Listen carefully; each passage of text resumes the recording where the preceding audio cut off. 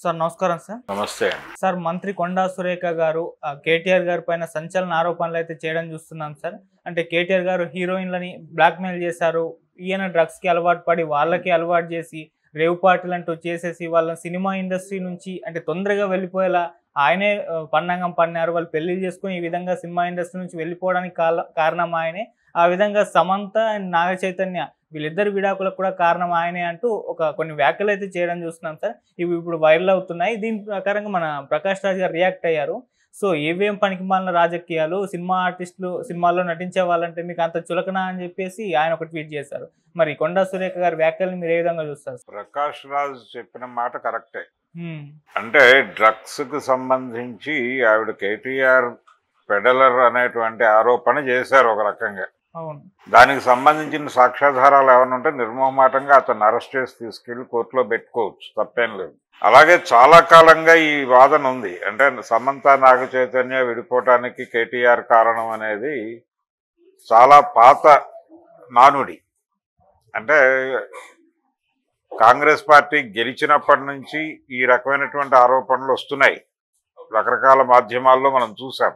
అలాగే చాలా మంది హీరోయిన్ల మీద ఆయన టార్గెట్ చేశాడని, వాళ్ళని డ్రగ్స్తో లోబరుచుకున్నాడని, లేకపోతే రకరకాలుగా ఫోన్ ట్యాపింగ్ చేసి వాళ్ళ ప్రైవేట్ టాక్స్ రికార్డ్ చేసి వాటిని వినిపించి వారికి ఇవి నా దగ్గర ఉన్నాయి, ఇవి ప్రపంచం ముందు పెడతానని బెదిరించి, దాదాపుగా ఒక సినిమాలో విలన్ ఎలా బిహేవ్ చేస్తాడు అంటే ఒక విలన్ క్యారెక్టర్ని డిజైన్ చేసి అందులో కేటీఆర్ని ఫిట్ చేసే ప్రయత్నం జరిగింది. అందులో భాగంగా చాలా మంది పేర్లు ప్రస్తావించేశారు, చాలా మంది హీరోయిన్స్ పేర్లు ప్రస్తావించారు. ఇప్పుడు ఆవిడ మాట్లాడిన దానిలో, కొండా సురేఖ గారు మాట్లాడిన దానిలో, కొంతమంది హీరోయిన్లు ఈయనకి భయపడి త్వరగా పెళ్లి చేసుకున్నారని కూడా ఒక మాట మాట్లాడింది. అవును. అంటే పెళ్లి చేసేసుకున్నారు, కొంతమంది విడాకులు ఇచ్చేశారు. ఈ రెండు సమన్వయం కుదరట్లేదు. సమన్వయం కుదరనటువంటి రెండు స్టేట్మెంట్లు, అంటే తనని తానే కాంట్రడక్ట్ చేసుకుంది ఆవిడ. అంటే ఈయన అటాక్ చేస్తాడని భయపడిపోయి సినిమా ఇండస్ట్రీ వదిలి పెళ్లిళ్ళు చేసుకుని పారిపోయారా, ఆ సెన్స్లో వాటింది ఆవిడ. పెళ్ళైన వాళ్ళని ఈయన వదులుతాడా, ఈయన వెళ్ళి విడాకులు ఇప్పించేసి వశపరుచుకునేటువంటి ప్రయత్నం కూడా చేశాడని కదా ఆరోపణ. దీనికి సినిమా వాళ్ళనే ఎందుకు టార్గెట్ చేస్తున్నారు అనేది ఆయన ఆరోపణ. కొండా సురేఖ మీద ప్రకాష్ రాజ్ గారు చేసిన కామెంట్. ప్రకాష్ రాజ్ గారు ఇది మాత్రమే చూస్తున్నారు. అంటే కొండా సురేఖ గారు వీళ్ళ పేర్లు ఇప్పుడు వాడటం చూస్తున్నాడు. ఆయన గతంలోనే వాడేశారు, కొత్త మాట ఏం మాట్లాడలేదు. కొండా సురేఖ మాట్లాడింది ఏది కొత్త మాట కాదు. బీఆర్ఎస్ ఓడిపోయిన క్షణం నుంచి కాంగ్రెస్ పార్టీని సపోర్ట్ చేసేటువంటి మీడియా నుంచి, కేటీఆర్ని బీఆర్ఎస్ని వ్యతిరేకించేటువంటి మీడియా సర్కిల్స్ నుంచి విపరీతంగా బయట సర్క్యులేషన్ జరిగినటువంటి వార్తలే ఆవిడ ఈ రోజున కొత్తగా మాట్లాడారు తప్ప పాత వార్త ఇదేమీ కొత్త కంటెంట్ ఏమీ కాదు. ఇప్పుడు ప్రకాష్ రాజ్ స్పందించాడు అంతే. ఇక్కడ ఒక విషయం ప్రకాష్ రాజ్ దృష్టికి తీసుకురావాలనుకుంటున్నాను నేను. అంటే డ్రగ్స్కి సంబంధించి దీనిలో ఇంకో మాట లింక్ అయి ఉంది. సినిమా వాళ్ళకి డ్రగ్స్ అలవాటు చేసింది కేటీఆర్ అనే మాట కూడా ఆవిడ అలవోకగా అనేశారు. ఇలా ఈ డ్రగ్స్ సినిమా అనేది రెండు లింక్ చేసి మాట్లాడటం అనేది ఒక ప్రోగ్రామ్గా మారిపోయి డ్రగ్స్ అనేది సినిమా వాళ్ళు మాత్రమే కన్జ్యూమ్ చేస్తారు అనే దిశగా ఒక ప్రచారం, ఒక నేరేటివ్ని బిల్డ్ చేసే ప్రయత్నం చాలా కాన్షియస్గా జరుగుతోంది చాలా కాలంగా. ఇది ఇప్పుడు కాదు. డ్రగ్స్ నైజీరియన్స్ అమ్ముతారు, వాటిని సినిమా వాళ్ళు మాత్రమే కన్జ్యూమ్ చేస్తారు అనే రెండు నేరేటివ్స్ని బిల్డ్ చేసి డ్రగ్స్ అమ్మే వాళ్ళందరినీ పక్కకు నెట్టేసి, డ్రగ్స్ కన్జ్యూమ్ చేసే వాళ్ళందరినీ పక్కకు నెట్టేసి వీళ్ళని మాత్రమే ప్రముఖంగా చూపించే కుట్ర దాగి ఉంది దీని వెనకాల. సినిమా వాళ్ళని అందుకు బలి చేస్తున్నారు అనేది సీరియస్గా సినిమా పరిశ్రమ పట్టించుకుని దాడి చేయాల్సిన విషయం అది. దాన్ని ప్రకాష్ రాజ్ ఆ ఏరియాలో అడ్రస్ చేసి మాట్లాడితే బాగుంటుంది. అయితే కొత్తగా కొండా సురేఖ ఇచ్చినటువంటి స్టేట్మెంట్లో కొత్త మాట ఏంటంటే కేటీఆర్ డ్రగ్స్ అమ్మాడు అనేది. అది కొత్త మాట. ఆయన పెడలర్ అన్నట్టుగా మాట్లాడింది ఆవిడ. వీళ్ళందరికీ డ్రగ్స్ సరఫరా చేసింది ఆయనే అనే మాట అనేసింది ఆవిడ. సరఫరా చేశాడంటే పెడలర్ కిందకే వస్తాడు ఆయన. అంటే రాజకీయ నాయకుల ప్రమేయం లేకుండా డ్రగ్స్ బిజినెస్ జరగదు అని మనం చాలా కాలంగా మాట్లాడుతున్నాం. ఈ దేశంలో ఏదైనా ఒక సరుకు ఒక చోటకి చేరాలంటే ఒక క్రైమ్ అంటే ఒక సీరియస్ క్రైమ్ జరిగిందంటే ఆ క్రైమ్ కప్పిపుచ్చారు అంటే దాని వెనకాల ఖచ్చితంగా పొలిటికల్ ఎంట్రీ ఏదో ఉంటుంది. అది ఏమిటి అనేది ఎలా కనిపెట్టాల్సి ఉంటుంది, దర్యాప్తు చేయాల్సి ఉంటుంది, పరిశోధించి బయటకు లాక్కురావాల్సి ఉంటుంది. కానీ చాలా సీరియస్ క్రైమ్స్లో పొలిటికల్ ఇన్వాల్వ్మెంట్ ఉంటుంది, పొలిటీషియన్స్ ఇన్వాల్వ్మెంట్ ఖచ్చితంగా ఉంటుంది. ఇప్పుడు ఏదో ఒక ఎయిర్పోర్ట్లోనో లేకపోతే మరొక చోట డ్రగ్స్ దొరికాయనే వార్తలు మనం చూస్తూ ఉంటాం తరచు. అలా కాకుండా కొన్ని కంటైనర్లు ఒక షిప్ యార్డ్లో ఉన్నాయి అనే వార్తలు కూడా చూసాం. అంటే వ్యక్తులు పట్టుకొస్తుంటే ఎయిర్పోర్ట్లో దొరుకుతారు, అది వేరే గొడవ. కంటైనర్లు వచ్చి అక్కడ డంప్ అయిపోయినాయి అనే వార్తలు చూసాం. ఆ తర్వాత ఆ కంటైనర్లు ఏమైపోయినాయో ఎవరికి తెలియదు, దానికి ఫాలో అప్ వార్త ఉండదు. దాన్ని నాశనం చేశారా లేకపోతే దాన్ని ఎవరికైనా తక్కువ రేటుకి అమ్మేశారా, దానికి సంబంధించిన ఒక క్లారిటీ ఉండాలి కదా, అదేమి ఉండదు. కంటైనర్లు ఉన్నాయనే వార్త మాత్రం ప్రముఖంగా అచ్చవుతుంది. ఆ తర్వాత ఆ కంటైనర్లు అక్కడి నుంచి మాయమైపోయి జనజీవన స్రవంతిలోకి వస్తాయి. చాలామంది ఆ డ్రగ్సే కన్జ్యూమ్ చేస్తారు.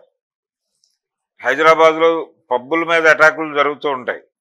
ఈ పబ్బుల మీద జరిగే అటాక్స్లో ఆ పబ్బులలో కన్జ్యూమ్ అయ్యేటువంటి డ్రగ్స్ అన్ని ఆ పోర్ట్లో నుంచి బయటకు వచ్చినటువంటి కంటైనర్లలో నుంచి వచ్చిన డ్రగ్సే కావచ్చు. జగన్మోహన్ రెడ్డి రోజుల్లోనూ కంటైనర్లు ఉన్నాయనే వార్తలు వచ్చినాయి. చంద్రబాబు గారు అధికారంలోకి వచ్చిన తర్వాత కూడా కంటైనర్లలో డ్రగ్స్ దిగాయనే వార్తలు వచ్చినాయి. పోర్ట్లు, ఎయిర్పోర్ట్లు అన్నీ కూడా అదానీ గారి కంట్రోల్లో ఉండటం వలన వారి నాయకత్వంలో డ్రగ్ బిజినెస్ జరుగుతోందనే అభిప్రాయం కూడా చాలా మందిలో ఉంది. ఇలా పొలిటికల్ ఇన్వాల్వ్మెంట్ లేకుండా డ్రగ్ సర్క్యులేషన్ జరగదు ఈ దేశంలో అనేది ఒక స్పష్టమైనటువంటి వార్త కాదు, విషయం, వాస్తవం కూడా. కాబట్టి దాన్ని ఏదో మేరకు అడ్మిట్ చేసింది ఆవిడ కొండా సురేఖ గారు. కేటీఆర్ పెడ్లర్ అని ఇప్పుడు ప్రూవ్ చేసుకోవాల్సిన బాధ్యత ఆగింది కేటీఆర్. ఇది సీరియస్ ఎలిగేషన్. మీకు దానికి సంబంధించినటువంటి ఆధారాలు ఉంటే, ఆధారాలు లేకుండా మాట్లాడటం తప్పు. మాట్లాడిన మాట ఖచ్చితంగా ఆధారాలు చూపించాలి, ఆధారాలు ఉంటే అరెస్ట్ చేయాలి. మరి అరెస్ట్ చేసి లోపలేయకుండా ఎందుకు తాత్సారం చేస్తున్నారు? నేరస్తుడిని బయట వదిలిపెట్టడం కూడా తప్పే కదా, అది మీరు చేసిన తప్పు అవుతుంది. రేపు ఎవరైనా మీ మీద కేసు పెట్టచ్చు, అంటే ఫలానా వ్యక్తికి వ్యతిరేకంగా సాక్ష్యాధారాలు దగ్గర పెట్టుకుని కూడా అరెస్ట్ చేయకుండా తాత్సారం చేస్తున్నారంటే దీని వెనకాల ఏమిటి ఉంది కోణం అని చెప్పేసి, దీని వెనకాల ఏదైనా కుట్ర కోణం ఉందా అని చెప్పి ఆవిడని అరెస్ట్ చేసి లోపలేయచ్చు. కాబట్టి ఏ మాట అయినా పబ్లిక్ డొమైన్లోకి ఒక మాట విడుదల చేసేటప్పుడు నాలుక చేత్తో పట్టుకు మాట్లాడాలి. ఎలా పడితే అలా మాట్లాడేస్తే అలాగా? కేటీఆర్ మీద ఆయన హీరోయిన్స్ని వశపరచుకోవడానికి ఫోన్ ట్యాపింగ్ చేశాడు. ఇవన్నీ ఫోన్ ట్యాపింగ్ ఎపిసోడ్ ఒకటి నడిచింది. ఆ ఫోన్ ట్యాపింగ్ ఎపిసోడ్లో ఇవన్నీ సర్క్యులేట్ అయినవే. ఏది నాగ చైతన్య సమంత ఎపిసోడు, ఇంకొక 2-3 హీరోయిన్ల పేర్లు రొటేట్ అయినాయి. అయితే ఇప్పుడు కొత్తగా ఈవిడ చెప్పింది వారికి డ్రగ్స్ అలవాటు చేసే ఈ డ్రగ్స్ వ్యవహారం కూడా కొంతమేరకు గతంలో చర్చకు వచ్చింది. కానీ దీనిలో పర్టికులర్గా ఈయన సప్లై చేశాడు, సరఫరాదారుగా ఉన్నాడు అన్న టోన్లో మాట్లాడింది ఆవిడ. ఇది ప్రూవ్ చేసుకోవాల్సిన అవసరం ఉంది. రేపు పొద్దున ఆయన ఈ స్టేట్మెంట్ పట్టుకుని కోర్టుకు వెళ్ళి డిఫెమేషన్ ఇస్తే ఏం ఆర్గ్యూ చేస్తుంది ఆవిడ? రేపు ఆయన కోర్టులో ప్రొసీడ్ అవ్వచ్చు కదా ఆవిడ మీద. ఎందుకు అవతల వాళ్ళకి ఒక లూజ్ ఎండ్ ఇచ్చి ఎందుకు మాట్లాడుతున్నారు వీళ్ళు? అంటే అవతల వాళ్ళని బదనాం చేయడానికి దేనికైనా తెగిస్తారా? గౌరవప్రదమైనటువంటి పదవిలో ఉన్నప్పుడు గౌరవప్రదమైనటువంటి విమర్శలే చేయాలి. ఆధారాలు నిరాధారంగా చేయకూడదు. ఆధారాలు ఉన్నప్పుడు అరెస్ట్ చేసి మాట్లాడాలి. ఇప్పుడు చంద్రబాబు నాయుడు గారు లడ్డూ వ్యవహారంలో మాట్లాడిన దాని మీద సుప్రీంకోర్టు అభిప్రాయపడింది ఇదే. కోట్లాది మంది సెంటిమెంట్తో ముడిపడి ఉన్నటువంటి అంశాన్ని పబ్లిక్ డొమైన్లో ఎలా మాట్లాడేస్తాడో ఒక ముఖ్యమంత్రి? దానికి సంబంధించిన సమగ్రమైన దర్యాప్తు జరిగిన తర్వాత దాని అవుట్కమ్ కదా నువ్వు చెప్పాల్సింది. అది కాకుండా నువ్వెందుకు అసలు అదేదో అనుమానం వచ్చిన దశలోనే నువ్వెందుకు ప్రపంచం ముందు పెట్టాలి? అనవసరమైన సెన్సిటివ్స్ ఎందుకు రెచ్చగొట్టాలి? సెన్సిటివిటీస్ అని చెప్పి మాట్లాడింది కదా కోర్టు. ఇక్కడ అదే పరిస్థితి. ఈవిడికి అనుమానం ఉంటే అనుమానంగా మాట్లాడాలి, నిర్ధారించి మాట్లాడింది ఆవిడ. నిర్ధారించిందంటే ఆధారాలు ఉన్నాయి. ఆధారాలు ఉన్నప్పుడు వాటిని బయట పెట్టి అతను అరెస్ట్ చేయాలి. నీ గవర్నమెంటే ఉంది, అరెస్ట్ చేయకపోవడం కూడా తప్పే. కాబట్టి ఇప్పుడు ఇమ్మీడియట్గా ఆవిడ మీద లీగల్గా ప్రొసీడ్ అయ్యే హక్కు కేటీఆర్కు ఉంది. లీగల్గా ప్రొసీడ్ అయితే కోర్టులో అయినా ఆధారాలు సమర్పించుకోవాల్సిన బాధ్యత ఆవిడకు ఉంటుంది. ప్రకాష్ రాజ్ ఇంకొంచెం డెప్త్కి వెళ్ళి, అంటే సినిమా వాళ్ళ పేర్లు ఇష్టం వచ్చినట్టు విశృంఖలంగా అది ఇష్టానుసారం వాడేస్తున్నారు అనేది విమర్శ కరెక్టే. అయితే ఈ విమర్శను ఎక్స్టెండ్ చేస్తూ ప్రతి చోట ఇదే జరుగుతోంది అనేది కూడా మాట్లాడాలి ఆయన. ఒక ప్రొడ్యూసర్ ఎవరో డ్రగ్స్ సరఫరా చేస్తున్నారనే ఎవరో ఒక ప్రొడ్యూసర్ని అరెస్ట్ చేసినప్పుడు అతను ఫోన్ కాల్ డేటాలో ఉన్న పేర్లన్నీ టీవీ ఛానల్స్కి మీడియాకి లీక్ చేశారు. అందులో కొంతమంది ఫిమేల్ ఆర్టిస్టులు కూడా ఉన్నారు. వాళ్ళు ఏదో వేషాల కోసం ఫోన్ చేసి ఉండొచ్చు, గతంలో ఆయన సినిమాల్లో నటించి డబ్బులు రాక ఫోన్ చేసి ఉండొచ్చు, లేదు ఇంకేదైనా పని మీద ఫోన్ చేసి ఉండొచ్చు. డ్రగ్స్ కోసమే ఫోన్ చేశారని వీళ్ళకి ఎలా తెలుసు? కాల్ రికార్డింగ్స్ లేవు కదా, కాల్ డేటాని రిలీజ్ చేశారు. దాంతో వాళ్ళందరి పేర్లు ఒక్కసారి సర్క్యులేషన్లోకి ఎలా వస్తాయి? వాళ్ళందరూ డ్రగ్ కన్జ్యూమర్లుగా బయటకు వస్తారు. అలా వాళ్ళ జీవితాలను రోడ్డు మీద చేసే రైట్ ఎవరిచ్చాడు? అంటే వాళ్ళు మాట్లాడరు, ఇబ్బంది అవుతుంది, సర్లే వాళ్ళు ఇక్కడితో అయిపోతుంది అనుకుని చేస్తున్నారా? ఈ అంటే ఇష్టానుసారం చేయటం వెనకాల వాళ్ళకు ఉన్నటువంటి ధైర్యం ఏమిటి? కొండా సురేఖ గారు అలా మాట్లాడటం వెనకాల ఉన్న ధైర్యం ఏమిటి? ఇలా సినిమా వాళ్ళ కాల్ డేటాని రోడ్డు మీదకి వేసేటువంటి ఇదేమిటి? ఆ నైజం ఏమిటి? దాని వెనకాల వాళ్ళని నడిపిస్తున్నటువంటి మోటో ఏమిటి అనే దాని మీద కొంచెం సీరియస్గానే ఇండస్ట్రీ దృష్టి పెట్టి మాట్లాడాల్సిన అవసరం ఉంది. ఎలాగో ఒక అడుగు ముందుకేసి కొండా సురేఖ గారి కామెంట్స్ మీద మాట్లాడాడు కాబట్టి ప్రకాష్ రాజ్ గారు దీన్ని కూడా భుజాన వేసుకుని, ఎందుకు డ్రగ్స్ అనగానే సినిమా ఇండస్ట్రీ వైపు మాత్రమే రాడార్లు తిప్పుతారు, ప్రపంచంలో ఎక్కడెక్కడ లేవు డ్రగ్స్, ఎవరెవరు వాడలేదు, టెన్షన్లో ఉన్నటువంటి పొలిటీషియన్స్ వాడటం లేదా, లేకపోతే సెక్రటేరియట్ ఉద్యోగులు వాడటం లేదా, ఎవరు వాడటం లేదు, ఆ ఏరియాలో ఎప్పుడు ప్రముఖంగా ఎందుకు చూపించరు? ధన్మని ఫిల్మ్ నగర్కి వస్తారు, ఫిల్మ్ సెలబ్రిటీస్ని రోడ్డు మీద చేస్తారు, ఎందుకు చేస్తున్నారు ఇదంతా అనేది ఫిల్మ్ కమ్యూనిటీకి చెందినటువంటి వ్యక్తిగా, సినిమా కుటుంబానికి చెందినటువంటి వ్యక్తిగా ఆయన క్వశ్చన్ చేయాల్సినటువంటి అవసరం ఉంది. సో ఈ దాడిని ఇంకొంచెం ఎక్స్టెండ్ చేసి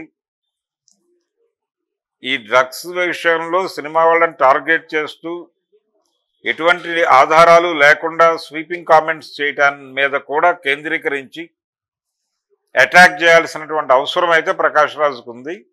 ఒక అడుగు ముందుకు వేశాడు కాబట్టి ఈ అడుగు కూడా వేస్తే బాగుంటుంది అనేది అడ్వైజ్. అలా ఆయన ఒక ఫైట్ మొదలు పెట్టగలిగితే గవర్నమెంట్కి వ్యతిరేకంగా బాగుంటుంది. అంటే జస్ట్ ఆస్కింగ్ అంటున్నాడు ఆయన, ఇది కూడా జస్ట్ ఆస్కింగ్ కింద వాళ్ళని ఒకసారి తడితే వాళ్ళు ఏం మాట్లాడతారో, వాళ్ళు ఎలా రియాక్ట్ అవుతారు అనేది చూడాలి. కొండా సురేఖ గారి మాటలు ఇండస్ట్రీ, ప్రకాష్ రాజ్ ఒకటే కాదు, ఇండస్ట్రీ ఖండించాల్సినటువంటి సందర్భం అది. ఏంటిలా విశృంఖలంగా ఇష్టం వచ్చినట్టు మాట్లాడేస్తున్నారు? ఇక్కడ వ్యక్తుల ప్రైవసీకి సంబంధించిన గొడవ ఇది. ఎందుకు మా పేర్లు లేకుండా మీరు మాట్లాడలేరా? లేకపోతే అది ఎందుకు? అంటే సెన్సేషన్ క్రియేట్ చేయడం కోసమా? కొత్తగా ఏం సెన్సేషన్ క్రియేట్ చేస్తారు? ఇవన్నీ పాత విషయాలు. గతంలో మాట్లాడినప్పుడే వ్యతిరేకత వచ్చింది. ఆ వ్యతిరేకత వచ్చిందనే విషయం కూడా ఆవిడకి తెలియకుండా మళ్ళీ ఒకసారి పాత పేపర్లు తీసి కొత్తగా చదివినట్టుగా మాట్లాడితే ఎలాగా? కాబట్టి కొండా సురేఖ గారి మాటల్ని సీరియస్గా ఇండస్ట్రీ ఖండించకపోతే